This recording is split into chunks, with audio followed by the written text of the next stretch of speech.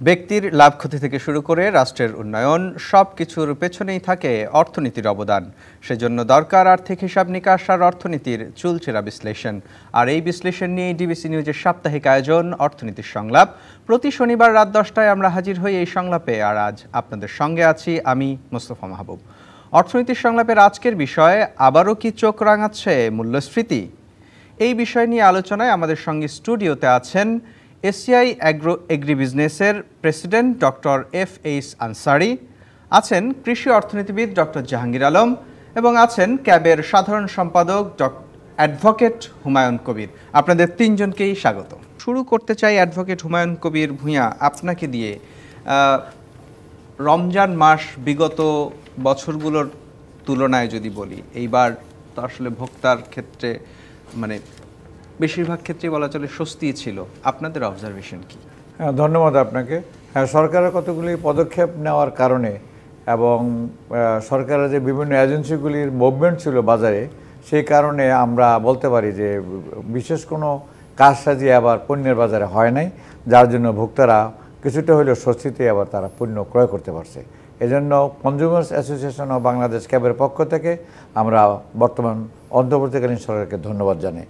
আমরা বিশেষ করে ধন্যবাদ জানাই আমাদের বাণিজ্য উপদেষ্টা, যিনি কথা দিয়েছিলেন যে আমাদের রমজান মাসে পণ্যের দাম বৃদ্ধি পাবে না, এবং আমরা বাজারে সেটা লক্ষ্য করছি। দুই একটা পণ্যের কথা বাদ দিলে, বেগুনের কথা যদি আপনি বাদ দেন, লেবুর কথা বাদ দেন, এরকম দুই একটা আইটেম বাদ দিলে পরে মোটামুটিভাবে ভোক্তারা তাদের পণ্যটা তারা স্বস্তিতেই ক্রয় করতে পারছে বলে আমরা ক্যাবের পক্ষ থেকে মনে করি। তো এইটা সরকারের বেশ কিছু পদক্ষেপ ছিল এবং বেশ কিছু এনবিআরকে ধন্যবাদ জানাই আমরা, কারণ বেশ কিছু পণ্যের উপর থেকে সরকার এবং এনবিআর শুল্ক হার প্রত্যাহার করে নিয়েছিলেন, যার জন্য আমদানিকৃত পণ্যের দামও অনেকটাই কম ছিল বলে আমরা মনে করি। তো এটা সরকারের জন্য একটা প্লাস পয়েন্ট আমরা এবারে রমজান মাসে দেখলাম। বিগত 10 বছরের মধ্যেও কিন্তু রমজান মাসে পণ্যের দাম বাড়ছে, কিন্তু কমে নাই। কিন্তু এই বছর যেটা দেখেছে, না কমলেও কোনো পণ্যের দাম হঠাৎ করে ক্রাইসিস তৈরি করে পণ্যের দাম বাড়াইতে পারে নাই। এটা আমাদের লক্ষণীয় বিষয় এবং এই সরকারকে আমরা এই জন্য আমরা মাস ব্যাপী দেখেছি আসলে এই নিত্যপণ্যের বাজার স্থিতিশীল রাখতে নানান রকম কার্যক্রমই আসলে নেওয়া হয়েছিল। রোজার তো শেষ, যদি সব কিছু ঠিকঠাক থাকে তাহলে তো সোমবার ঈদ উল ফিতর বাংলাদেশে উদযাপিত হবে। তারপরে আসলে রোজার পরে চাহিদা, অনেক পণ্যেরই আসলে বাড়তি চাহিদার সৃষ্টি হবে। তখন আসলে বাজারটা কীরকম থাকবে, আপনাদের অবজারভেশন কি? এটা যেমন আছে, হ্যাঁ এটা আপনারা ঠিকই বলছেন, কারণ মূল্যস্ফীতি যদি বেড়ে যায় আর কি, তাইলে কিন্তু সরকার যদি যেসব পণ্যগুলির দাম আমরা শুল্ক হার প্রত্যাহার করছে, এগুলি তো আবার নতুন করে ইন্ট্রোডিউস করতে যায়, তাহলে কিন্তু আমরা আবার সেই একই অবস্থার মধ্যে পড়ব বলে আমাদের যেটা ধারণা। তো সরকারের কাছে আমাদের অনুরোধ থাকবে যে আগামী সামনের যে একটা ঈদ আসছে, আরেকটা ওই ঈদ পর্যন্ত যেন কোনো পণ্যের দাম যেই অবস্থাতে যেটা আছে সেটার জন্য কোনো অবস্থার জন্য শুল্ক হার জন্য প্রত্যাহার যেটা করা হয়েছে সেটার জন্য নতুন করে জন্য আর ইন্ট্রোডিউস না করা হয়। নিশ্চয়ই আপনার কাছে আরও শুনবো, তার আগে একটু ডক্টর জাহাঙ্গীর আলম আপনার কাছে একটু জানতে চাই। সেটি হচ্ছে যে এইবার রমজানে যে স্বস্তি ছিল সেটি অস্বীকার করার তো সুযোগ নেই, কিন্তু একই সাথে আসলে ব্যবস্থাপনার যে বিষয়টি, ব্যবস্থাপনার সাথে সাথে আসলে আমি যদি বলি যে আমাদের যে শীত মৌসুম শেষ দিকে মৌসুমি যে পণ্যগুলো ছিল বা সবজিগুলো ছিল সেগুলোর একটি যোগান ভালো ছিল, সেই বিষয়গুলোও আসলে সেখানে কাজ করেছে কিনা সেটি একটু জানতে চাই আপনার কাছে। দেখুন, আমি শুরুতেই আপনার সঙ্গে একমত এবং দ্বিমত দুটোই পোষণ করি। আপনি আজকে যে আলোচনার বিষয়টা নিয়ে এসছেন খুবই গুরুত্বপূর্ণ মনে হয় আমার কাছে। তো রমজানে যে দ্রব্যমূল্য খুব বেশি বাড়ে নাই, সেটা যেমন স্বস্তির, আবার অস্বস্তিও আছে। কিছু কিছু পণ্যের দাম অনেক বেড়েছে। যেমন আমরা কেবলই চালের একটা উৎপাদন মৌসুম পেরিয়ে এলাম এবং চালের দাম তো যথেষ্ট বেড়েছে, এবং তেলের দাম যথেষ্ট বেড়েছে। অনেক ক্ষেত্রে তেলের কিছুটা ক্রাইসিসও আমরা অনুভব করেছি। তো এই ক্ষেত্রে কিছুটা অস্বস্তিও আছে। আরেকটি বিষয় হলো যে এই যে আমাদের সবজির দাম কমেছে, আলু পেঁয়াজের দাম কমেছে, এটা মূলত সময়ের জন্য। এটা উৎপাদন মৌসুম, সুতরাং এই সময়ে স্বাভাবিকভাবেই এগুলোর দাম কমে। কিন্তু এখন কিন্তু আস্তে আস্তে উৎপাদন মৌসুম আমরা পেরিয়ে যাচ্ছি এবং এখন কিন্তু কিছু কিছু শাকসবজির দাম বাড়তে শুরু করে দিয়েছে এবং আরও কিছু সময় গেলে অন্যান্য পণ্য যেগুলো আছে এগুলোর দামও বাড়বে। আর রমজানের সময় প্রচুর ব্যবহৃত হয় এরকম কিছু পণ্য, ছোলা, তারপরে আপনার ডেটস এবং অন্যান্য কিছু, বিশেষ করে আমদানি পণ্য এগুলো আমদানির উপরে যে ট্যাক্স ছিল সেটা অনেকটাই ছেড়ে দেওয়া হয়েছে, যে কারণে এটা এই সময়ে একটু আমদানি বেশি হয়েছে। তো এই কারণে হয়তো দামটা বাড়েনি, কিন্তু খুব যে একটা নিচের স্তরে সেটা না, আগেই অনেক উপরের স্তরে ছিল, সেখান থেকে হয়তো আর নামেনি। তো এখন যে মূল্যস্ফীতিটা কিছুটা হ্রাস পেয়েছে গত ফেব্রুয়ারিতে, এটা আসলে উৎপাদন মৌসুমের কারণে, এটা সাময়িক, এই সময় হয়তো কমতে পারে, কিন্তু এরপরেই আমার মনে হয় এপ্রিলও মার্চেও হয়তো মূল্যস্ফীতিটা খুব বাড়বে না, কিন্তু এপ্রিল মে এই সময়টা মূল্যস্ফীতি বাড়ারই আশঙ্কা বেশি, যদি না ব্যবস্থাপনাটা খুবই ভালো হয়। তার প্রথম কথা হলো যে চালের যেই মজুদ আছে সেই মজুদটা পর্যাপ্ত না। চালের মজুদ 10 লাখ টনের নিচে, আমরা সাধারণত বলি যে 10 লাখ টনের কম যখন হবে তখন চালের দাম বাড়তে পারে, তখন ব্যবসায়ীরা সুযোগ নিতে পারে। তারপরে আমাদের সামনে কিন্তু সিজনটা আসতে, বুরুর সিজনটা আসতে আরও সময় আছে, প্রায় বুরুর চালটা বাজারে আসতে আরও প্রায় 2 মাস সময় লেগে যাবে।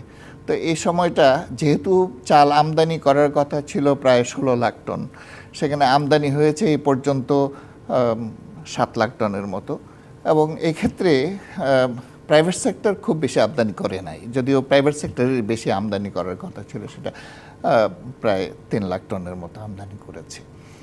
তো এতে করে মনে হয় যে চালের পর্যাপ্ত মজুদ নেই এবং চালের দামটা আরও পারার সম্ভাবনা আছে, যদি না বাজারটাকে সেভাবে নিয়ন্ত্রণ করা হয়। আপনার কাছে আরো এমন পরিস্থিতিতে আপনি যেই প্রশ্নটা উত্থাপন করেছেন যে এটার সামনে এপ্রিলে এবং মে মাসে খাদ্য মূল্যস্ফীতি বিশেষ করে সেটা বেড়ে যেতে পারে, যদি না ম্যানেজমেন্টটা খুব ভালো হয়। নিশ্চয়ই আপনার কাছে আরও শুনবো। আমাদের সঙ্গে এসিআই এগ্রি বিজনেসেসের প্রেসিডেন্ট ডক্টর আনসারী আছেন। আপনার কাছে একটু জানতে চাই যে আসলে আপনারা তো প্রাইভেট সেক্টরে কাজ করছেন, এই যে আমাদের পণ্য বাজার, বিশেষ করে খাদ্যপণ্য বা নিত্যপণ্য যেটি বলি, সেটি আমদানি প্রক্রিয়া হয়ে যেটি আসে সেটি একটি, এবং আরেকটি হচ্ছে কৃষিপণ্য যেটি দেশেই উৎপাদিত হয়। এই বাজার ব্যবস্থাপনার বিষয়টা নিয়ে আপনার কাছে একটু জানতে চাই। অনেক সময়ে আমরা দেখি গ্রামীণ অঞ্চলগুলোতে, বিশেষ করে কৃষকের খামার এলাকায় বা যে উৎসে পণ্যের দাম একেবারেই কম থাকে, কিন্তু আমরা শহরে বসে সেইটা চড়া মূল্যে ভোগ করি। তো এই জায়গাটাতে আসলে এই বিপণন ব্যবস্থাপনার আমাদের যে ব্যবস্থাটা, সেখানে আসলে কোনো ত্রুটি দেখেন কিনা, বা এখানে প্রাইভেট সেক্টরেরও বা কিছু করার আছে কিনা? আসলে কৃষি খাদ্য ভ্যালু চেইনের কথা যদি আমরা আলোচনা করি, তাহলে আমরা মোটামুটিভাবে দেখতে পাই যে বাংলাদেশে স্বাধীনতার পরে এত বছর চলে গেছে, প্রতি বছর বাজেট হচ্ছে, প্রতি বছরই আমরা আলোচনা করছি এবং প্রাইমারিলি ফোকাস করা হচ্ছে উৎপাদন বাড়ানোর উপর, এবং উৎপাদন বাড়ছে এবং উৎপাদন অনেক গুণে কিন্তু বেড়ে গেছে। কিন্তু অ্যাকচুয়ালি শুধু উৎপাদন করলেই কিন্তু খাদ্য ভোক্তার হাতে আসবে না, এখানে কিন্তু ভ্যালু চেইন অনেকগুলো স্টেজ আছে, সেগুলোকে কিন্তু খুব বেশি একটা খেয়াল করা হয়নি বা এখনও করা হচ্ছে না। সেগুলোর মধ্যে হচ্ছে প্রাইমারিলি স্টার্ট করে আপনার ব্রিডিং থেকে, যেখানে ইনোভেশন হয়, যার ফলে প্রোডাক্টিভিটি অনেক বেড়ে যায়। প্র্যাকটিসে, যেখানে আপনার যে ব্যবস্থা দিলে ইনোভেটেড ম্যাটেরিয়ালগুলো অনেক বেশি প্রোডাক্টিভিটি দেয়। তারপরে সেখানে আপনার মেকানাইজেশন সলিউশন লাগে, যার ফলে হয় কি আপনার কস্ট অফ প্রোডাকশন অনেকটা কমে যায়। তারপরে প্রশ্ন আসলো হারভেস্ট করার পরে তাকে স্টোরেজ করতে হয়, সেটাও সে ধরনের কোনো ব্যবস্থা এখন পর্যন্ত আমরা বাজারে বা কোনো আলাপ আলোচনা আমরা দেখতে পাইনি। তারপরে আমরা দেখতে পাই প্রসেসিংয়ে, যেটার ফলে সুবিধা হয় কি যে অনেক পণ্য আছে যে পণ্যগুলো খুব তাড়াতাড়ি পচে যায়, অথবা এগুলোকে প্রসেস না করলে এগুলো কিন্তু লাইফ দেওয়া যায় না, যার ফলে হয় কি এটা ওয়েস্টেজ হিসেবে চলে যায়, এবং ওয়েস্টেজের সংখ্যা কিন্তু আমাদের দেশে কম নেই। অর্থাৎ আমরা যা উৎপাদন করছি সেটাও কিন্তু পুরোপুরিভাবে আমরা ভোক্তার কাছে দিতে পারছি না। তারপর হচ্ছে ফরওয়ার্ড লিঙ্কেজ, যেখানে এই পণ্যটা বাজারজাত হবে বা বিক্রি হবে। এখন এই পুরো ব্যবস্থার কথা যদি আমরা ভেবে দেখি, সেখানে আমরা শুধুমাত্র দেখতে পাচ্ছি যে উৎপাদন ব্যবস্থাতে যথেষ্ট উন্নয়ন হয়েছে। এখানে আপনার সাপোর্ট দেওয়া হয়েছে, সাপোর্টের ফলে কিন্তু উৎপাদন হয়েছে, কিছুটা ইনোভেশন হয়েছে। ইনোভেশনের জন্য মোটামুটিভাবে ইন্টারমিডিয়েট একটা প্রোডাক্টিভিটি আমাদের তৈরি হয়েছে। আমি মনে করি যে আমাদের এখন থেকে ছোট করে হলেও শুরু করা উচিত আপনার পোস্ট হারভেস্টে আপনার ইনভেস্টমেন্ট করা, এবং সরকারকে কিন্তু শুরু করতে হবে। এই কারণে যে সরকার যখন শুরু করে তখন এটা একটা ডেমনস্ট্রেশন হয়, এই ডেমনস্ট্রেশন ইফেক্টটা আর ইকোনমিক্সটা কিন্তু সোসাইটি যায়, পার্সন হয়। তখন আমাদের যারা বিত্তবান আছে বা যারা বিজনেসম্যান আছে তারা কিন্তু এসব জায়গাতে ইনভেস্টমেন্ট করে। অর্থাৎ আমরা যদি কম্পেয়ার করে দেখি সিঙ্গাপুরের সাথে, সিঙ্গাপুরে কিন্তু তারা খাদ্যবস্তু উৎপাদন করে না, কিন্তু সেখানে খাদ্যের স্বয়ংসম্পূর্ণ একটা দেশ। কীভাবে সম্ভব হলো?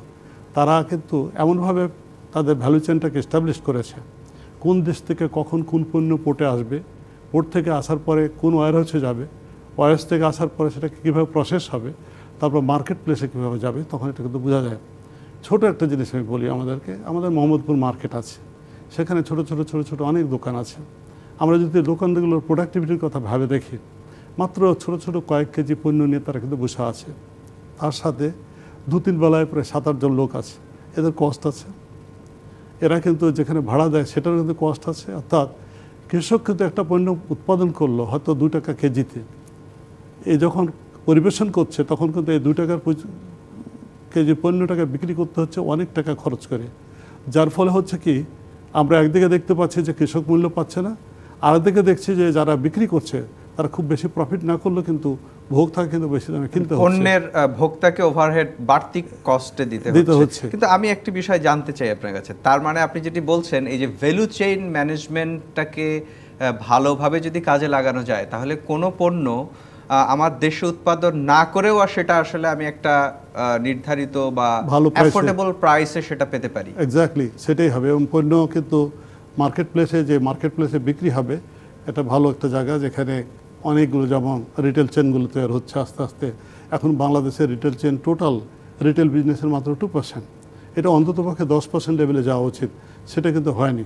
এবং যার ফলে হয়েছে কি, এই স্কাটার্ডভাবে এখানে ওখানে বিক্রি হচ্ছে, অনেক বেশি ইনভেস্টমেন্ট হচ্ছে, অনেক বেশি খরচ করতে হচ্ছে, অনেক ক্যাপাসিটি লাগছে, যার ফলে পণ্যের দাম কিন্তু প্রচণ্ড পরিমাণে বেড়ে যাচ্ছে। আর ওদিকে খামারে কিন্তু যেটা বিক্রি করছে সেও বিক্রি করার একটা ভালো জায়গা পাচ্ছে না। সরবরাহ ব্যবস্থাপনার এই বিষয়টা নিয়ে আপনার সাথে আরো কথা বলবো, কিন্তু তার আগে একটু হুমায়ুন কবির আপনার কাছে শুনে আসতে চাই যে আমরা সব সময় তো সিন্ডিকেটের কথা শুনি, যখনই কোনো পণ্যের দাম বাড়ে আমাদের একদম একটা কমন বা একদম মুখস্থ কথা হচ্ছে এখানে সিন্ডিকেট হচ্ছে। আমি আপনার দুটো বিষয় এই রমজানের মধ্যে দুটো পণ্যের দিকে আপনার দৃষ্টি নিতে চাই। একটি হচ্ছে ফার্মের মুরগির ডিম। আপনি জানেন যে দাম কমতে কমতে সেটি 108 টাকা ডজন এই দরেও বিক্রি হয়েছে রাজধানীর বাজারে, এবং আমি খামারের তথ্য যদি দেই সেটি 70-72 টাকা ডজনে বিক্রি হয়েছে। খামারি যেখানে বলছে আসলে এই দামে উৎপাদন করা বা উৎপাদন খরচের চেয়ে কম দামে তাকে বিক্রি করতে হচ্ছে, তাহলে যদি সিন্ডিকেট থাকতোই খামারি কেন আসলে লসে বিক্রি করে বা লোকসান দিয়ে এই দামটি তারা কেন বিক্রি করলো সেটি একটি জানতে চাই। এবং একই সাথে যদি আলুর কথাও বলি, এইবার আপনি জানেন যে প্রচুর উৎপাদন হয়েছে, সরবরাহ উৎপাদন বাড়তি থাকার কারণে আলুর দামও কিন্তু বিশেষ করে প্রান্তিক পর্যায়ে অনেক কমে গেছে। সেখানেও আমরা দেখেছি যে কৃষক উৎপাদন খরচের চেয়ে আসলে কম দামে দিচ্ছে। যখন কম দামে পণ্য এইরকম হয়, উৎপাদকের যখন লোকসান হয়, তখন দেখি ভোক্তা সংগঠন, এমনকি ভোক্তা, আমি নিজেও একজন ভোক্তা, আমরা তখন নীরব থাকি। কিন্তু এই দামটি যখন আবার বেড়ে যায়, ধারণা করা হচ্ছে রোজার পরই হয়তো চাহিদা বাড়বে, ডিমের দামও আবার বেড়ে যাবে, তখন হয়তো খামারি এই লোকসান পুষিয়ে নেওয়ার চেষ্টা করবেন। তো সেই বিষয়টা একটু জানতে চাই যে আসলে কি সবসময় সিন্ডিকেটই কাজ করে নাকি এখানে বাজারের অব্যবস্থাপনাও এর জন্য দায়ী? ধন্যবাদ আপনাকে এই প্রশ্নটার জন্য আর কি। কারণ সিন্ডিকেট আছে, সিন্ডিকেটটা যখন হয় সেটা আমি পরে বলতেছি। কিন্তু আমাদের যেমন এই বছরের যে আলুর যে কস্ট আর কি, এটা আমরা উৎপাদন খরচে দেখা গেছে একদম কৃষক যে আলুটা তৈরি করছে আর কি, তখন তার খরচ পড়ছে গিয়া, আমরা এটা ক্যালকুলেশন করছি ক্যাবের পক্ষ থেকে 60 টাকা পড়ছে প্রতি কেজিতে। তো সেইটার জন্য যদি 30%, তারপরে 45%, এরকম 95% দেওয়ার পরে গিয়া আলুর কস্ট আসছে 15 টাকার মতো। তো তাইলে কিন্তু সে লাভ করছে, 60 টাকা কিন্তু তার কস্টিং আসছে। তো সে লাভ করার পরে সে 30% লাভ করছে, আবার পাইকারি যারা তারা 35% করছে, আবার খুচরা বাজার সে 40% করছে। লাভ করার পরে গিয়ে তার 15 টাকা হয়েছে। আসলে হয়েছে কি, আমরা ওই 80 টাকা কেজি কেনার কারণে আমরা মনে করতেছি যে এবার মনে হয় কৃষক মনে হয় এখানে খুব লস দিতেছে। না, কৃষক লস দিচ্ছে না। আমরা হিসাবে আমি কামারপাড়া বাজারে উত্তরার কথা বলি আর কি, সেখানে আমি দেখলাম যে 12 টাকা কেজি, 9 টাকা কেজি আলু। তো আমার কাছে এটা খুবই ঠেকলো যে 9 টাকা জল কেমন। আমি ক্যাব অফিসকে বললাম যে এটা হিসাব করে দেখি। ক্যাবের একদম হিসাব করে দেখলো যে আলুতে তার সার দিতে গিয়ে, আলুর বীজ কিনতে গিয়া সব কিছু মিলে গিয়ে তার কত কষ্ট পড়ছে, যে 60 টাকা। 60 টাকা যদি 9 টাকাও বিক্রি করে তাহলে কিন্তু তার লস হচ্ছে না। কিন্তু আপনি 9 টাকা কোথায় কিনছেন? আমরা সেটা যেটা আমি যেমন আমরা পাইকারি বাজারে কিনলাম, কামারপাড়া কাঁচা বাজার একটা পাইকারি বাজার আছে, সেখানে তো নিশ্চয়ই কৃষক বিক্রি করছে না, না। তাহলে কৃষক কত টাকায় বিক্রি করলে? কৃষক বিক্রি সেই তথ্যটি কি আছে আপনার কাছে? না, সেই কৃষক যদি 60 টাকাও বিক্রি করে থাকে আর কি, তারটাই ধরে তার কষ্ট আছে, তাইলেও কিন্তু তার লস হয়নি। তার লস হয় না, কিন্তু বাজারে যে নিয়ে আসছে তার ট্রান্সপোর্ট কস্ট দিয়া, তার আরও যে আনুষঙ্গিক যে খরচ আছে, এইটাকে যদি সে 12 টাকায় বিক্রি করে বা 9 টাকায় বিক্রি করে, ছোটো আলুটা দেখলাম 9 টাকা, আর বড় যেটা তারা 3 রকম আলু সাজাইছে। আমি বাজারে সরাসরি গেছি, তো যাওয়ার পর দেখলাম যে ঘটনাটা এরকম। তো আমার কাছে খুব আশ্চর্য মনে হয়েছে, এত সস্তা হয় কেমন করে। হিসাব করে দেখলাম যে না, কৃষকের হিসেবে লস হয়। এটা যেটা হচ্ছে সেটা হলো যে আমরা ওই ডিমের কথা বলছি, আমি সেটা বলতেছি, সেখানে হলো যে কৃষকের লস হয়। এখন কৃষকের এই আলুটা রাখার জন্য যেমন এখন আবার আলুর দাম কিন্তু বাড়তে শুরু করছে। আজকে কিন্তু ঢাকা শহরেও আজকের বাজারেও কিন্তু আছে আপনার 17 টাকার মতন আছে, মানে কোথাও কোথাও 20-25 টাকাও বিক্রি এরকম হয়েছে আর কি। তো এইটা যেটা হচ্ছে এটা হলো যেমন কোল্ড স্টোরেজে যারা আলুটা রাখার কথা, কৃষক আলু নিয়ে আসতেছে, আমরা দেখছেন যে গাড়ির পর গাড়ি ট্রাক লাইন দিয়ে পড়ে রয়েছে, কিন্তু কৃষক আলু রাখতে পারতেছে না। ওইখানে ওই যে সিন্ডিকেট করে বলছে ওইখানে যারা কোল্ড স্টোরেজের মালিক, তারা বলতেছে না আলু প্রতি তারা যেমন আগে যেমন ছিল 5 টাকা, তারা এটা 8 টাকা করছে, এই জন্য কৃষক আলু রাখতে পারতেছে না। তা এই কারণ হলো কি, যে কৃষককে তারা ডিসকারেজ করে আলুটা তারা রাখতে চাচ্ছে। তো এইটার মধ্যে সরকারের ইন্টারফেয়ার করা দরকার আছে, যে না এখন তো আমরা যেমন বলছি এটাকে, আমরা এটা আন্দোলনও করতেছি যে এখন তো সরকার কোনো আপনার বিদ্যুতের দাম বাড়ায় নাই। সরকার যদি বিদ্যুতের না দাঁড়ায় থাকে তাহলে তুমি বাড়াইতেছো কেন? বাড়াইতে পারে তো, যখন বাড়াবে তখন তুমি বাড়াও, এখন তাকে আলুটা রাখতো। এইগুলি সরকারের যে এজেন্সিগুলি যারা আছে, তারা যদি এটার মধ্যে ইন্টারফেয়ার করে আর কি, তারা যদি সেখানে যায়, যেমন এখন এটা কিন্তু বাড়ানো শুরু করছিল, যেই আমরা আন্দোলন শুরু করছি তখন দেখা গেল যে না, তারা আর এখন বাড়ায় নাই, তারা আগের যে রেট আছে 5 টাকা সেটাই মধ্যেই তারা এখন রাখতে দিতেছে। তো এইখানে সরকার ইন্টারফেয়ার করা দরকার। যদি এটা হয় তাহলে সিন্ডিকেট আপনি কী করবেন? সিন্ডিকেট করে এই যে কোল্ড স্টোরেজগুলি করে তো করেছে সরকার, কিন্তু তাদেরকে বিভিন্ন চিপ রেটে কিন্তু সরকার তাদেরকে লোন দিচ্ছে কোল্ড স্টোরেজ করার জন্য। এটাও আমাদের একটা আন্দোলন ছিল যে কোল্ড স্টোরেজ করতে দেওয়া হোক। তো কোল্ড স্টোরেজ করতে দেওয়া হইলো তো আমরা আলু রাখার জন্য। আমরা নীলফামারীতে আমরা ডিসি সাহেবকে নিয়ে, ভোক্তার ডিজি সহ নিয়ে আমরা 3টা কোল্ড স্টোরেজে যখন রেট দিলাম, তখন দেখা গেলো তাদের কোল্ড স্টোরেজের মধ্যে প্রচুর আলু আছে, অথচ আলু বিক্রি করতেছে কত করে? 68 টাকা কেজি সে আলু বিক্রি করতেছে। আবার রংপুরে আমরা রেট দিয়ে কিছু আলু ওখান থেকে উদ্ধার করে আমরা রংপুর বাজারের মধ্যে 45 টাকা করে কেজি বিক্রি করতে শুরু করলাম। আমি একটু ডিমের বিষয়টা আপনার কাছে জানতে চাই, মানে এখন যে লোকসান হচ্ছে ডিমের আসলে কিন্তু যারা কর্পোরেট যারা ব্যবসাটা করে আর কি, তারা দেয় 20% ডিম তারা সাপ্লাই দিতে পারে, আর 80% দেয় কিন্তু আমাদের ছোটো ছোটো খামারি যারা, তারা এই খামারিটা করছে কি এখন এটারে আস্তে আস্তে এদেরকে ধ্বংস করতেছে। এই কর্পোরেট যারা ব্যবসাটা করে, তারা কি করে, তারা ওই ডিমও তারা দেয়, বাচ্চাও তারা দেয়, আবার মুরগিও তারা কিনে, ওষুধও তারা দেয়। তো তারা যখন সবটা হাতে নিয়ে নেয় আর কি, তখন আর ওই ছোটো ছোটো খামারিগুলির হাতে আর কিছু থাকে না, কারণ তার ডিম তার কাছে বিক্রি করতে। কিন্তু এখন যে তাদের লোকসান হচ্ছে, এটি কি আপনি স্বীকার করেন কি না? এখন যেটা লোকসান হচ্ছে, হ্যাঁ, এখন তারা যেটা হচ্ছে তারা লোকসান, আমি তাদের যে ছোটো ছোটো ব্যবসায়ীদের যে সমিতি, তার সাথে আমি কথা বলছি, সে বলছে যে আমাদের লোকসান যেভাবে বলা হচ্ছে আমাদের কাছে, আমাদের এইভাবে লোকসান হচ্ছে না। তবে আমাদের যে পরিমাণ এখন হচ্ছে, আমাদের লোকসান হচ্ছে না, কিন্তু আমাদের কোনো লাভও হচ্ছে না। তো আপনারা যদি এই যে কর্পোরেট ব্যবসা করে, তারা যদি মুরগির বাচ্চার যদি দাম কম রাখে, কারণ একটা ডিমের উপরে বাচ্চা করতে গিয়ে তারা যেটা 27 টাকা ছিল, এটা 45 টাকা করে। নিশ্চয়ই আপনার কাছে আরো শুনবো, কিন্তু আমি একটা বিরতি নেওয়ার সময় হয়েছে। বিরতিতে যাওয়ার আগে ডক্টর জাহাঙ্গীর আলম, আপনার কাছে এই প্রশ্নটা রেখে যেতে চাই যে দাম বাড়লেই সিন্ডিকেট হয়, দাম কমে গেলে তখন আসলে সব কিছু স্বাভাবিক, এই যে আমরা পারসেপশন থেকে যে কথাটি বলি, এটি আসলে ঠিক কিনা? এখন একেবারে যদি ডিমের কথাই বলি, যেমন আলুর কথাও হুমায়ুন কবির বললেন, আসলেই কি এই দুটো পণ্যের এখন লোকসান দিতে হচ্ছে কিনা বা গুনতে হচ্ছে কিনা, এবং এই প্রক্রিয়ার মধ্যে আসলে সিন্ডিকেট আছে কিনা, বা রোজার পরে এই দুটো পণ্য বা আরও বেশ কিছু পণ্য যেগুলো বেড়ে যাওয়ার একটা শঙ্কা তৈরি হয়েছে, আপনি নিজেও কিছুক্ষণ আগে বলছিলেন, সেখানে আসলে কি সিন্ডিকেটই আসল বিষয়, নাকি বাজার ব্যবস্থাপনার যে আমরা ত্রুটি রেখে গেছি দিনের পর দিন সেটি আসলে দায়ী? সে বিষয়ে শুনবো, কিন্তু তার আগে একটা বিরতি নিতে হবে। দর্শক, আপনারা দেখছেন অর্থনীতির সংলাপ। এ পর্যায়ে নিচ্ছে একটি বিরতি, সঙ্গেই থাকুন। বিরতির পর আবারও স্বাগত জানাচ্ছি অর্থনীতির সংলাপে। আজকের বিষয়, আবারও কি চোখ রাঙাচ্ছে মূল্যস্ফীতি?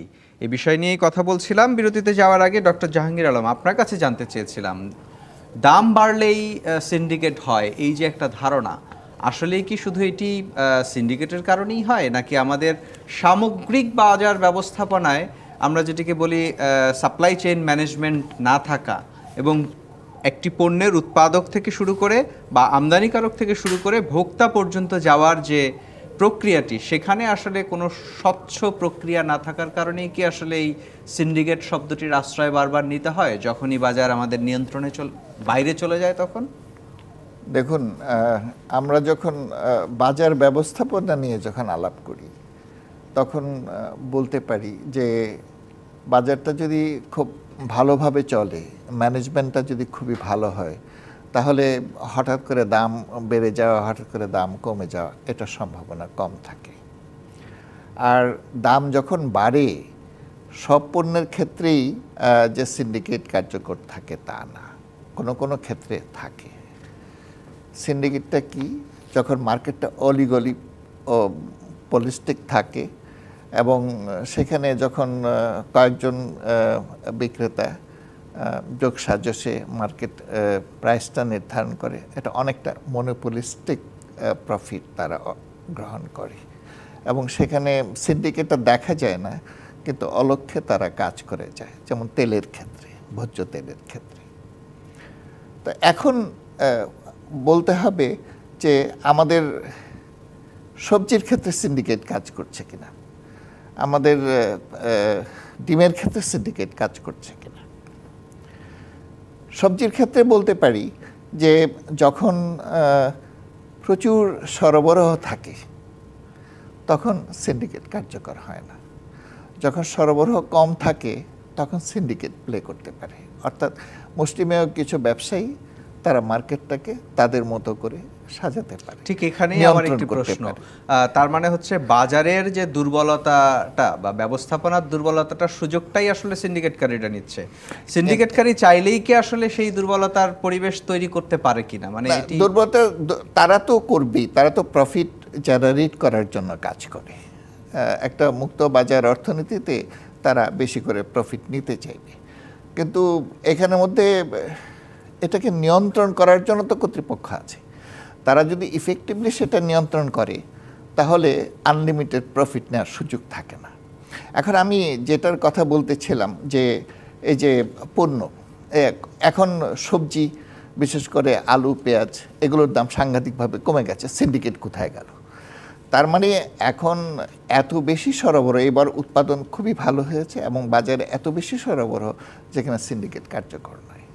সিন্ডিকেট কার্যকর হয় তেলের ক্ষেত্রে, চালের ক্ষেত্রে, যেটা পেরিশেবল না, সবজির মতো পেরিশেবল না, ধরে রাখা যায়, দীর্ঘদিন ধরে রাখা যায়, এবং সেই ক্ষেত্রে সিন্ডিকেট কার্যকর হতে পারে।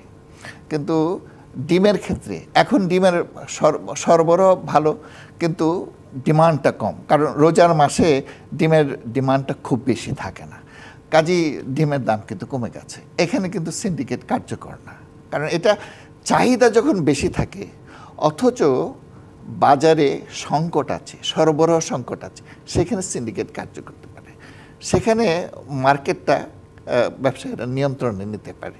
কিন্তু যখন প্রচুর সরবরাহ থাকে এবং ডিমান্ড যখন তত বেশি থাকে না, তখন সিন্ডিকেট কার্যকর হতে পারে। নিশ্চয়ই আপনার কাছে আরও শুনবো।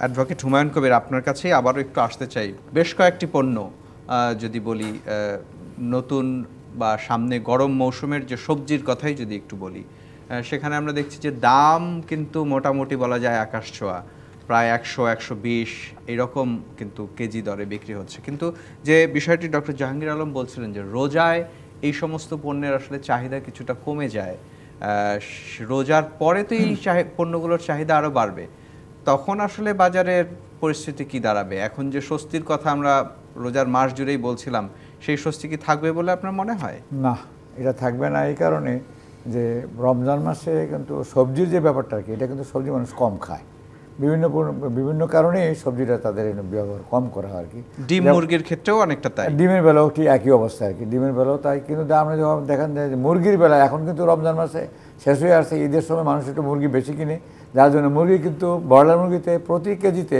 আমরা 180 টাকা যেটা ছিল, এটা দেখলাম আজকে 230 টাকা। আমি সকালবেলা বাজারে গিয়ে দেখলাম 230 টাকা। গরুর মাংস ছিল 780 টাকা, এটা 800 টাকা কোনো জায়গাতে আরও একটু বাড়িয়েও নেওয়ার চেষ্টা করতেছে। তাহলে বোঝা গেল যে ওই চাহিদাটা যখন বেড়ে যায় আর কি, আর আপনার সাপ্লাইটা কম থাকে, তখনই কিন্তু তাই সিন্ডিকেটটা কাজ করতে সুবিধা হয়, এবং তখন না দিয়ে আর কোনো উপায় থাকে না। যেমন সবজির কথা বলছেন, তখন আমরা দুইটা সবজির কথা যদি আমি আজকের কথা বলি আর কি, আমরা দেখলাম যে পটল কিন্তু আজকে 100 টাকা কেজি। আমরা ঢেঁড়স, এটা কিন্তু আজকে 100 টাকা কেজি, 120 টাকা কেজিও বিক্রি হচ্ছে গতকালকে নাকি, আমাকে বললো সে। তো দেখা গেল যে আপনার যদি এই অবস্থায় থাকে আর কি, তাহলে তো আপনার আবার এই রোজার পরে কি আরো বাড়বে, রোজার পরে কি আবার বাড়বে। সুতরাং এইটাকে মানে সাপ্লাই চেনটা দিতে, আমি যেমন সরকারকে আমরা বলছি যে আপনি যে সবজি যেখান থেকে আসে আর কি, মনে করেন আপনি রাজশাহী থেকে আসে, তারপরে আমরা মহাস্থানগড় থেকে আসে, বগুড়া, সেই জায়গাগুলি থেকে পণ্য যাতে সহজে আমাদের এখানে আসতে পারে, এই ব্যবস্থাটা সরকারের নিশ্চয়ই। আপনার কাছে এখানে একটা কথা বলা দরকার, পটল, ঢেঁড়স, লেবু, তা এই যে সবজিগুলো এই সময়ে কিন্তু এটা উৎপাদন মৌসুম না, এবং এখন যেই শীতকালীন সময় চলে গেল, এখনও বৃষ্টি শুরু হয় নাই, এবং সেই ক্ষেত্রে একটু শুষ্ক মৌসুমে এগুলো উৎপাদন কম। 2 মাস পরে কিন্তু যখন প্রচুর বৃষ্টি হবে, উৎপাদন অনেক বাড়বে, তখন কিন্তু দামটা মানে যে ওই মানে দেশে উৎপাদিত এই সমস্ত পণ্যের একটা খরা এখন চলতেছে। তার মানে ঠিক এই সময়টাতেই আসলে সরকারের ব্যবস্থাপনায় বেশি নজর দেওয়া উচিত, তাই তো? আচ্ছা, আমাদের সঙ্গে ডক্টর আনসারী আছেন, আপনার কাছে একটু জানতে চাই, দুজনের কথা থেকে যেটি আসছে যে ব্যবসায়ীরাই সবসময় সিন্ডিকেট করেন। আসলে এই যে যখন পণ্যের পর্যাপ্ত চাহিদা থাকে, তখন তো আসলে সব কিছুই অনুকূলে থাকে, কিন্তু যে সময়টাতে পর্যাপ্ত যোগান থাকবে না কিন্তু চাহিদা অনেক বেশি থাকবে, সেই জায়গাটাকে ম্যানেজ করা বা ব্যবস্থাপনা করাটাই তো আসলে বাজার ব্যবস্থাপনা বা সাপ্লাই চেইন ম্যানেজমেন্ট যাই বলি আমরা, সেটির কাজ। আসলে সেটিকে কি শুধুমাত্র এই একটি গদবাঁধা কথা সিন্ডিকেট দিয়ে আড়াল করার সুযোগ আছে, নাকি এখানে বেসরকারি খাত বা সরকার তাদের অন্য কোনো চিন্তার পরিবর্তন আনার প্রয়োজন আছে বলে আপনি মনে করেন কিনা? দেখেন, একটা জিনিস কিন্তু একটা দেশে, রাষ্ট্রে অন্ন, বস্ত্র, বাসস্থান এবং স্বাস্থ্য, এই 3টে জিনিস কিন্তু সরকারের দেখতে হবে।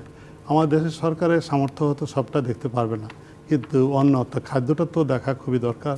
কারণ আমরা দেশীয়ভাবে প্রায় 80-90% খাবার নিজেরাই উৎপাদন করি, এবং আমরা জানি গত বছরের পর বছর ধরে আমরা জানি আমাদের প্রয়োজন কতটা, এবং সেভাবে যদি এই খাদ্য ব্যবস্থাটাকে ব্যবস্থাপনায় প্রপারলি না হতো, পুরো ভ্যালু চেনটাকে যদি এস্টাবলিশ করা যেত, তাহলে কী হতো, একদিকে খামারেরা উৎপাদন করতো, আরেকদিকে এটা স্টোরেজ হতো, আরেকদিকে এটা প্রসেস হতো, এবং মার্কেট প্লেসে একটা বিক্রি হতো। আমাদের 50-60 বছর চলে গেছে, আমাদের কিন্তু এখন পর্যন্ত এস্টাবলিশ কোনো মার্কেট প্লেস নাই, রিটেল চেন নাই, যেটা দিয়ে আমরা বলবো বড় রকমের নাই, যেটা দিয়ে আমরা বলবো যেখানে পর্যাপ্ত পরিমাণে সরবরাহ হচ্ছে, আমাদের খামারিরা সেখানে বিক্রি করতে পারছে সরাসরি, এবং সেখান থেকে আমাদের ভোক্তারা কিনে খেতে পারছে। তখন দেখা যেত একটা মার্কেটে স্টেবিলিটি একটা আসতো, একটা ভালো প্রাইস পেত খামারিরা, অ্যাট দ্য সেম টাইম যারা ভোক্তা তারা কিনে খেতে পেত। তারপরে একটু আগে আমরা ডিম নিয়ে কথা বলছেন, ডিম তো কারণ আছে, ডিমের ভালো প্রাইস হওয়ার কারণে অনেকেই ক্যাপাসিটি বিল্ড করেছে, যার ফলে উৎপাদন হচ্ছে। এখন এই ডিম বিক্রি না করে ফেললে কিন্তু কোনো উপায় নেই, এখন এই ডিমটাকে তো কিছুটা স্টোরেজ করা সাময়িকভাবে, ডিম তো বহুদিন রাখা যাবে না, স্টোরেজের ব্যবস্থা করা, প্রসেসকে এনকারেজ করা, যাতে ডিম থেকে প্রসেস করে যে সমস্ত জিনিস বানানো যায় সেগুলো কিন্তু বানানোর ব্যবস্থা করা, সেখানে একটা মানে সাপোর্ট দেওয়া, সেই কাজটা করা। তো সর্বক্ষেত্রে আমি মনে করি যে এই আমরা এমন একটা বিষয় নিয়ে আলোচনা করি এবং এটার পিছনে এমন দৌড়াই, আমরা এত সময় নষ্ট করি, যার ফলে হয় কি অন্য বিষয়গুলো কিন্তু ধামাচাপা পড়ে যায়। এখন দেখেন, আমরা গ্রামে যাই, আমরা যদি ট্রাকের দিকে তাকিয়ে দেখি যে সমস্ত ট্রাকে মুরগি আসছে অথবা সবজি আসছে, এই সবজির উপরে ত্রিপলের উপরে যে লোকগুলো ঘুমায় আসে তারা কিন্তু সিন্ডিকেটের লিডার। বছরের পর বছর ঘাড়ে গামছা দিয়ে শীতের মধ্যে, খরাতে, রোদে এই ট্রাকের উপর তারা শুয়ে আসছে। সিন্ডিকেট যদি এতই লাভজনক হতো তাহলে নিশ্চয়ই তাদের অবস্থার পরিবর্তন হতো, এই কাজটা করতে হতো না, অন্য কিছু হতে পারতো। এটা একটা কাভার্ড ভ্যান হতে পারতো, ফ্রিজিং ভ্যান হতে পারতো, অনেক কিছু হতে পারতো। কিছু কিছু ক্ষেত্রে সিন্ডিকেট নিয়ে বলা হয় কথাবার্তা, এগুলো খুব সাময়িক ব্যাপার। এগুলোতে যদি আমরা কনসেন্ট্রেশন না দিয়ে আমরা যদি প্রতি বছর আমাদের ন্যাশনাল বাজেটে প্রভিশন রাখি, পোস্ট হারভেস্টে এই থোক বরাদ্দ থাকলো, এটা দিয়ে আমরা ক্যাপাসিটি বিল্ড করবো। নিশ্চয়ই নিশ্চয়ই। এবং একই সাথে আরেকটি বিষয় আপনার কাছে একটি প্রশ্ন রেখে একটা বিরতিতে যাওয়ার সময় হয়েছে, বিরতিতে যেতে চাই। সেই প্রশ্নটি হচ্ছে, যেমন হুমায়ুন কবির বলছিলেন যে বগুড়ায় পটলের দাম কম, আলুর দাম কম, কিন্তু সেটি যখন ঢাকায় আসে তখন দেখা যায় কোনো কোনো ক্ষেত্রে দ্বিগুণ তিনগুণ হয়ে যায়। এই যে চিন্তাটি, আপনি যে কথাটি বলছিলেন সেটির সূত্র ধরেই আসলে জানতে চাওয়া। এই প্রক্রিয়ায় আসলে কখনোই আমরা কাউকে কথা বলতে দেখি না, বেসরকারি খাত না, সরকারি খাত না, সেখানে আসলে পরিবর্তিত বাংলাদেশের কথা বলা হচ্ছে। এখন সেই জায়গায় হাত দেওয়ার সময় এসেছে কিনা, বা বেসরকারি খাত সেখানে ভাবতে পারে কিনা, বা কিভাবে ভাববে যে বগুড়ায় যে পণ্যটি কৃষক উৎপাদন করছেন সেই দামের সাথে ভোক্তার দামের খুব বেশি যেন পার্থক্য না থাকে, সেটি যেন যৌক্তিক একটি পার্থক্য থাকে। সেটি করার উপায় কি বা কৌশল কি, সেটি আপনার কাছে শুনবো। তার আগে একটা বিরতি নিতে হবে। দর্শক, আপনারা দেখছেন অর্থনীতির সংলাপ। এ পর্যায়ে নিচ্ছে আরও একটি বিরতি, সঙ্গেই থাকুন। বিরতির পর আবারও স্বাগত জানাচ্ছি অর্থনীতির সংলাপে। আজকের বিষয়, আবারও কি চোখ রাঙাচ্ছে মূল্যস্ফীতি। বিরতিতে যাওয়ার আগে জনাব আনসারী, আপনার কাছে জানতে চাইছিলাম, এই যে কৃষকের উৎপাদিত পণ্য যেটি বগুড়ায় একেবারেই সস্তা, কিন্তু ভোক্তা, রাজধানীর ভোক্তা বিশেষ করে বা শহরে ভোক্তা 3 গুণ 4 গুণ দাম দিচ্ছে, সেইখানে আসলে ব্যবস্থাপনার জায়গায় বেসরকারি খাতি বা কী করতে পারে? আপনি আলোচনার আগে আপনি বলেছিলেন যে পটলের এক্সাম্পল দিয়েছেন, যে ঢাকাতে পটল 100-150 টাকা, বগুড়াতে পটলের দাম কম। আমি কালকে গ্রামে যাব, আমার মা আমাকে বলেছে পটল নিয়ে আসো। তার কারণটা হলো ওখানে 200 টাকা কেজি পটল। বগুড়া আর আমার গ্রাম কিন্তু খুব দূরে না। তার মানে অবস্থাটা হলো প্রাইমারিলি বাজার ব্যবস্থা, উৎপাদন, দুটো জিনিসই কিন্তু খুব রেলেভেন্ট এবং এটাকে কোনোভাবে অ্যাভয়েড করা যাবে না। তো আমি যেটা বলবো যে যে কোনো ফসল বা যে কোনো খাদ্যপণ্য কতটা দরকার সেটাকে ওয়ার্কআউট করে যদি আমরা উৎপাদন করি, সেটাকে যদি প্রপারলি ট্রান্সপোর্টেশন করি, সেটাকে যদি আমরা প্রপারলি স্টোর করতে পারি, ওয়েস্টেজ যেতে না হয়, প্রসেস করতে পারি যাতে সেলফ লাইফ বাড়ানো যাবে, এবং এই সমস্ত পণ্য বিক্রি করার জন্য অন্ততপক্ষে 10% সার্ভিসে বাংলাদেশে কনজিউমারকে সার্ভিস করার মতো রিটেল চেন আমরা এস্টাবলিশ করতে পারি, তাহলে দেখা যাবে যে একটা স্টেবিলিটি আসবে প্রাইসে, ভোক্তা ভালো দামে কিনে খেতে পারবে, আর খামারিরা কিন্তু ভালো দামে বিক্রি করতে পারবে। এবং তারা অসংখ্য ধন্যবাদ। একই প্রশ্ন একটু ছোট্ট করে হুমায়ুন কবির, আপনার কাছেও জানতে চাই, এই যে কয়েকটা পণ্য আমরা আশঙ্কা করছি যে রোজার পরে হয়তো দাম সহসাই বেড়ে যাবে, ব্রয়লার মুরগি, ডিম এবং ফার্মের মুরগির ডিম, ব্রয়লার মুরগি, এবং একই সাথে কিছু কিছু গরম মৌসুমের আগাম সবজি, এই ব্যবস্থাপনায় আসলে শুধুই কি সিন্ডিকেটকে দোষারোপ করেই আমরা চুপ করে থাকবো, নাকি ব্যবস্থাপনার ক্ষেত্রে দৃষ্টিভঙ্গিটার পরিবর্তন করা উচিত? আমাদের না, সিন্ডিকেটকে আমরা দায়ী করে শুধু আপনি সিন্ডিকেট অটো হয়ে যায়, কারণ যখন বাজারে সাপ্লাইটা কম থাকে, চাহিদা বেশি থাকে, সাপ্লাই কম, তখনই সিন্ডিকেটটা তৈরি হয়। আমরা যেটা বলছি ম্যানেজমেন্ট যেটা সিস্টেম যেটা বলছেন, আপনিও বলছেন, আমরা সবাই বলছি আর কি, এইটার কিছু পরিবর্তন দরকার আছে। 1, 2 নম্বর হচ্ছে আমরা যারা ভোক্তা আর কি, আমাদেরও বিহেভিয়ার চেঞ্জ করার দরকার আছে, যে আমরা পণ্যটা কী পরিমাণ পণ্য আমার এই সময় কোন পণ্যটা খাওয়ার দরকার, সেইভাবে যদি আমরা চেঞ্জ করতে পারি আর কি। যেমন এখন টমেটোর আমরা জুস খেতে পারতেছেন, টমেটো কিন্তু অনেক সস্তা বাজারে টমেটো। তো এইটা যদি আমরা মানে 5 টাকা 7 টাকা পর্যন্ত কেজি পাইকারি বাজার বিক্রি হচ্ছে এই টমেটো। তো এইটা যদি আমরা যদি এক সময় যদি ডাল না খাই, যদি আমরা টমেটো খাই, তাহলে তো আমার টমেটোটাও আমার ব্যবহার করা হলো, ডালের দামও কমে আসবে। তো এইগুলি এই জন্যে আমাদের ওই যে কনজিউমারদেরও কিছুটা তার অ্যাটিটিউড, তার টেস্ট এবং বিহেভিয়ার চেঞ্জ করার প্রয়োজন আছে বলে আমরা মনে করি। আর সরকারের যেসব ব্যাপারগুলিতে সরকারা মানে ইন্টারফেয়ার করা দরকার, সরকারের যে যারা প্রশাসনে আছে, সরকার যারা এটা দেখাশোনা করে আর কি, তারা যদি অনেস্টলি দেখাশোনা করে, তাহলে অবশ্যই এটার উপকার আমরা পাবো, ভোক্তারা শান্তিতে। নিশ্চয়ই এই আলোচনা আসলে এত কম সময়ের নয়, আরও দীর্ঘ সময়ের। নিশ্চয়ই অন্য আরেকদিন আপনার সাথে আবারও এই বিষয় নিয়ে কথা বলবো। ডক্টর জাহাঙ্গীর আলম, আপনাকে দিয়ে শেষ করতে চাই, এই যে একটা আশঙ্কা, রোজার শেষ, সামনের দিনগুলোতে এই খরা মৌসুমে হয়তো যে সময়টাতে আসলে উৎপাদন থাকবে না, ফসল থাকবে না কৃষকের, সেখানে আসলে সরকার এখন কি করতে পারে, এবং এই যে চোখ রাঙানি মূল্যস্ফীতির, সেটির লাগাম টানার উপায় কি? দেখুন, সবচেয়ে বড় কাজ, আমরা যদি মূল্যস্ফীতিটাকে হ্রাস করতে চাই বা স্থিতিশীলও যদি রাখতে চাই, তাহলে উৎপাদনটা বাড়ানো, এবং উৎপাদন বাড়লেই শুধু হবে না, আমাদের মূল্যস্ফীতির পেছনে, বিশেষ করে খাদ্যপণ্যের মূল্যস্ফীতির কারণে পেছনে সবচেয়ে বড় বিষয় হলো যে কস্ট পুশড ইনফ্লেশন। পণ্যের যে মানে উৎপাদনের জন্য যেসব উপকরণ, এগুলোর দাম সাংঘাতিকভাবে বেড়ে যাচ্ছে। তো এই অবস্থায় যে একটা ইনফ্লেশনারি ট্রেন্ড থাকবে, এটাই স্বাভাবিক। কিন্তু আপনি যদি বাজারটাকে ভালোভাবে, আমি শুরুতে যেটা করে বলেছিলাম, যদি বাজারটাকে খুব ভালো করে নিয়ন্ত্রণ করতে পারেন, তাহলে সিন্ডিকেট কার্যকর থাকবে না এবং দামটাকে স্বাভাবিক রাখা সম্ভব। যেমন আমি একটি কথা বলি, চালের কথা বলি। চালের ক্ষেত্রে আমাদের প্রাইভেট সেক্টরে যে সংরক্ষণ করা হয়, সেটার ক্যাপাসিটি প্রায় 1 কোটি টন। আমার সরকারের কতটুকু আছে? 22 লাখ টন সর্বোচ্চ। এবং সেই ক্ষেত্রে সাধারণত 15-16 লাখ টন চাল এখানে চাল বা গম সংগৃহীত থাকে। তো এমন একটা পরিস্থিতিতে প্রাইভেট সেক্টরই এখানে বাজারটাকে নিয়ন্ত্রণ করে। সরকারের হস্তক্ষেপ সেখানে খুবই কম ভিজিবল এবং এটার প্রভাব খুবই কম। কাজেই এই ক্ষেত্রে যদি সরকারকে খুবই সাকসেসফুলি বাজার আপনাকে মনিটরিং করতে হয় এবং বাজারকে প্রভাবান্বিত করতে হয়, ইফেক্টিভলি তাদেরকে বাজারকে হস্তক্ষেপ করতে হবে। এবং হস্তক্ষেপ শুধু কথা দিয়ে হবে না। যখন চালের দাম বেড়ে যায়, সরকার বলে সিন্ডিকেট এই শুধু সিন্ডিকেটকে কথা বলে হবে না, এখানে হস্তক্ষেপ করতে হবে, প্রচুর ম্যাটেরিয়াল সরবরাহ করতে হবে সংকট হওয়ার আগেই সেই পণ্যটি নিশ্চিত করতে হবে। এবং এর জন্য বাজারটাকে ভালোভাবে, যে কথাটা বলছিলাম, যে বাজারটাকে যদি ভালোভাবে ম্যানেজ করা যায়, তাহলে আমাদের সামনে যে খুব বেশি ইনফ্লেশনারি ট্রেন্ড যেটা আমরা সেটি নিশ্চয়ই হবে না। সেটা হয়তো সম্ভব। আপনাকে অসংখ্য ধন্যবাদ। আপনাদের তিনজনকে অসংখ্য ধন্যবাদ।